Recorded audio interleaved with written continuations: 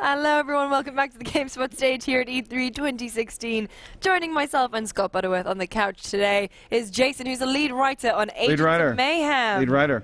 Thank you for joining us. Thank you, GameSpot. Thank you, Airhead Bites, for having me on. We didn't ask him to say that. No, I'm a big fan. Yeah. How could you not be? How could I not Chewy, be? delicious. They fit in a pocket. They do, and they match your shirt. Oh, thank you. Yeah. Planned this. This is official Volition purple. You have your own, like, Cadbury. Cadbury has a purple. Volition has a purple. We have a purple. Don't bring up the Cadbury purple. I can't it's even very tell sensitive subject. I'm so sorry. I'm British, though. I had to. The purple war runs deep. Yeah. It is. I mean, all right. Let's talk a little. No. Let's talk a little. Speaking of Saints Row, excellent segue. Thank you. The end of Saints Row 4. Yeah. Okay, the guys, you know, they've defeated an alien invasion. Spoilers. Well, I mean, you need to play that game if you haven't already. But, you know, like, there was a big simulation thing. Yeah. There was, don't want to miss a thing on a rocket. There was the president. There was, I mean, there was the whole... Yes. Oh, where the hell do you go from there?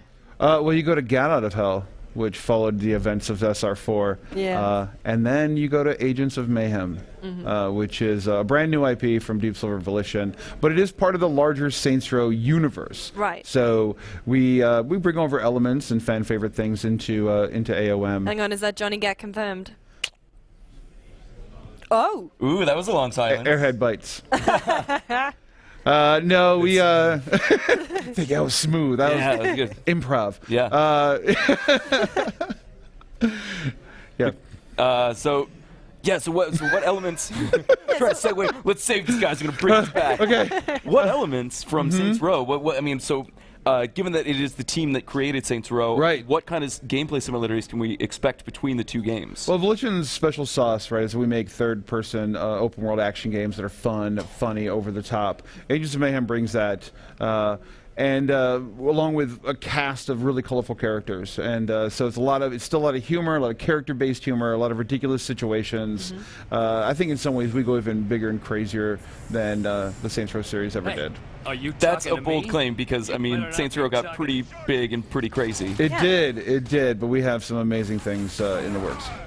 So now we have sort of like, I don't know how you would necessarily describe your characters, but it seems like they're sort of secret agent types. They are, we call them super agents, amoral super agents with license to do whatever it takes to save the world from the supervillainous organization known as Legion. Mayhem and Legion is a global fight. But Agents of Mayhem takes place in Seoul, South Korea, which is, Legion is establishing a presence, trying to grab all the technology there because it's the center of technology in the AOM universe, and Mayhem is going to stop them. But how are they going to do that? That is a good question. With a lot of guns. And but also special abilities and what we call Mayhem abilities that are unique to every agent, and they allow you to do some really crazy things, control the battlefield, really kind of throw a wrench in the works. So how does the game kind of play out? Is it like a multiplayer, or is it can you play it in single player? It's a single-player open-world experience. It has a main story, but lots and lots of stuff in the open world. Legion is constantly dropping doomsday devices all over the street, messing up people's day, making them late for work. Yeah. So we're seeing a lot of different characters here. Can you customize your own character? Are you playing as a cast of characters? You're playing as a cast of characters. We have 12 agents and Agents of Mayhem. You take 3 of them out into the field as a squad. You can swap between them really quickly. It's just a press of the D-pad, and you can change. And that allows you to create synergies between the different abilities. And as far as customization, it's a lot of upgrades. Every agent has a unique upgrade path. You can specialize their special ability. You can give them passive abilities, stuff like that. And then we have some skin customization as well. So you mentioned you can change, there's 3 of them out on the battlefield at once. Can you give, like, orders to the AI, or is it just... No, you switch to them. Right. So you have control over every agent.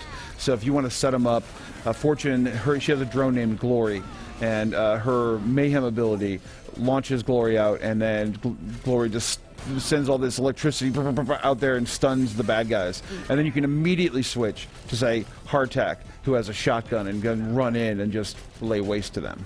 Awesome. So you mentioned it's in Seoul. Is that, like, how much of a big departure from Steelport is it for you guys? Do you have to, like, I assume you have to create it from the ground up? Yeah, well, you know, Steelport and Stillwater were based on the iconic American cities, or at least the ideas of iconic American cities. Seoul, South Korea is, we take it to the next step into the future. This game takes place after Legion launched a global simultaneous attack against the world. And Seoul is rebuilding, and they are the most technologically advanced city in the AOM universe. And so building it, the big difference is it's very colorful. The entire game is very colorful. Colorful characters take a lot of inspiration from comics and cartoons. We bring that over visually as well as in the style of the characters. So as you're running around, you're going to see a mix of traditional temples right next to very futuristic high-rises, and it all has a flavor of Seoul, South Korea that our interpretation in the AOM universe. So there's 12 characters. Does that mean there's like 12 different paths? Is there different interactions, different... We want people to have the agents they adore. And as lead writer, a big thing for me is I want someone who absolutely loves a character to not feel like, oh, I got this character later, so I'm not having as much fun, or I don't get to see as much because, I got them however many hours after I got another one.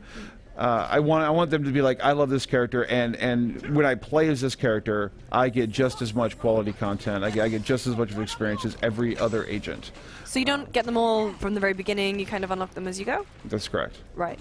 To build on what Lucy was asking, I think, so does the story or dialogue change depending on who you bring into a mission with you? It does. It changes who you are currently acting as. The dialogue changes. Who you have in the squad that you're not currently being, that changes. And then there's banter. There's a lot of banter in between the agents. So you take people out and they have relationships, or some agents get along really well, some don't. Some have some have history that isn't always the best. And so you get to explore, I call it an office comedy, because it's so character-based and it's all about people who have to work together. And, I'm sure you co-workers. Oh, you don't right? hate each other. Yeah, that's what I figured. Yeah. I mean, why I'm sat before over the here. segment, it was, it's really tense in this room. Do you hear her accent? It's really funny. Yeah, I know, Can't get used to it. right? Oh. Oh, I'm joking. Come on. What I loved about in the Saints Row games, obviously in Saints Row 4, the big, the mocking send-up of the BioWare romances. I thought that was hilarious. Yeah. Is there going to be some inter-office love and relationships? I think you can expect that, yes. All right. I believe you can. And you mentioned Saints Row is known for lovingly referencing elements of pop culture, right? We're in on the joke with the player. Agents of Mayhem continues that.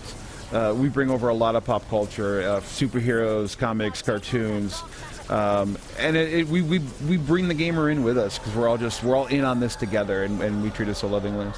So does it get a little crass and inappropriate like Saints Row? I mean, there's a few memorable weapons and things like that. Yeah. We had a real life one of those in the office. Yeah. Oh, really?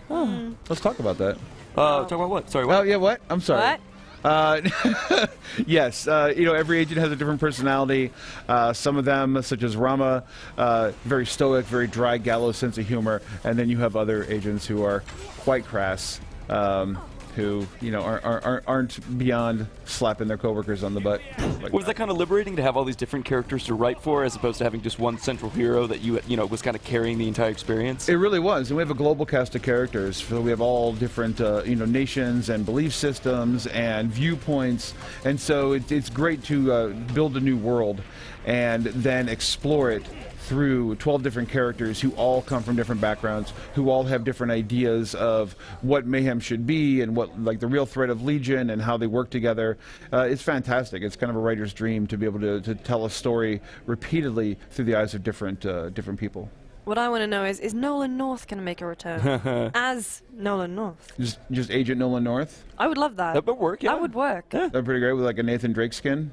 If you could Maybe. It's if you could get DLC. away with That's that. DLC, right? Yeah, we'll bring that in later. Hey, Nolan, if you're watching, let's talk.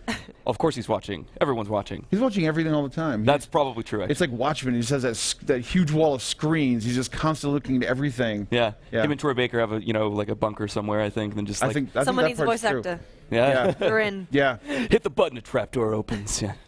They go down the voice actor pole, Yeah, go to the exactly. voice actor mobile, drive to where they're needed. There's a voice actor cabal out there, I'm sure of it. There has to be. Yeah. There has to be. So, I mean, what is it? It's going to be current gen? Yeah. 'Cause, I mean, Saints Row 4 obviously came out Xbox 360 and then was brought to Xbox One and PS4. Right. This is going to be like the first title you guys have built. Yeah, we're building a ground up for the current generation. It's coming out Xbox One, PS4, and PC. The big three. The big three. Has it been kind of a challenge to move on to this new hardware? I mean, because given that this is the team's, from what I understand, the team's first game on the new console generation. That's right. So, I mean, as a writer, I look at programming and I just nod and say, good job. That's some numbers. But I know that I look at the game and I am impressed by the art style. I'm really impressed by how it runs. Creatively, what I really like about this new generation of consoles is last gen, we proved that we could do photorealistic. We proved that we could build worlds that seem like you're inside of it. What really excites me about the current generation of consoles is people are exploring more stylized worlds. And so they're having more fun with the art. Things are becoming, more iconic rather than realistic. And AOM has the freedom to build a really colorful world. So I like that a lot. That's what I really enjoy about the new gen consoles and Agents of Mayhem. Let's talk about your bad guy who's just popped up on screen there. So what's his name? Dr. Babylon. Dr. Babylon. How far is he away from, like, we had Zinyak in Saints Row 4? He looks more like traditional evil mastermind. He is. So Legion is broken into different subsets, and in Soul, it's the Ministry of Pride. And Dr. Babylon is the Minister of Pride. He's the top of the org chart. But he brought along with him numerous lieutenants, each of whom are just as colorful as the agents and have their own unique brand of insanity. I like to call Dr. Babylon our monologuer. He is the Bond villain who will just sit there and drone on and on about how brilliant he is while you are escaping the death trap. Yeah. And then all the other agents, we have Steel Toe here at E3. He is a transhumanist who wants to transition entirely over to be machine. Right. And well, who doesn't? And there's a love story. There's a love story in there. Between him and a machine? Or, really? You're nodding? I love the fact that we brought a romantic comedy to E3 and it's resonating so hard. But yes, yes. Games really do need more romantic comedies. They do. We are free to do that. Agents of Mayhem, yes, we're a shooter. Yes, you roam around this open world, but that doesn't mean we can't do some really crazy, crazy things. So just tell a love story between, two digital beings. So, in terms of mission structure, is it going to be like in Saints Row 4? It was what was it? You had like the main mission structure, and then you had like a bunch of side quests, side missions, to do like insurance fraud and stuff. Is it going to be the same this way? It is. We have a main story that you go through that'll take you through the big arc in your fight against the Ministry of Pride. But Legion is constantly dropping doomsday devices, and they're fighting to maintain control of Soul. So you'll be saving parts of the city. You will be reclaiming parts of the city. It's going to be fun. There's going to be lots to do in AOM. Can you talk a little about what kind of side quests? Like what would be an example of something you can do outside of the main story missions? In the demo, we drop a dark matter energy core into the street. And so Legion's advantage, their tactical advantage, is their ability to manipulate dark matter. So they drop this core, and it upsets gravity. And it starts pulling in people walking down the street, cars, even bad guys. And it starts sucking in that part of Soul, and you have to go shut it down. And so if you don't, then bad things can happen. Sounds bad. Yeah. Gravity, I've heard it's important. I don't really know. I have a little bit of experience with it, but not much. So is your base going to be set in Soul, and you just kind of pop out? Or is it going to be like a floating spaceship or something? I mean, like, with what you guys have come up with before. Right. So in Mayhem HQ, which has its own cast of characters, including a lot of people who you're going to interact with through the missions. It's where Persephone Brimstone's located, who's the head of Mayhem, and Friday, her second in command. It's a central location that gives you access to all sorts of encounters with Legion.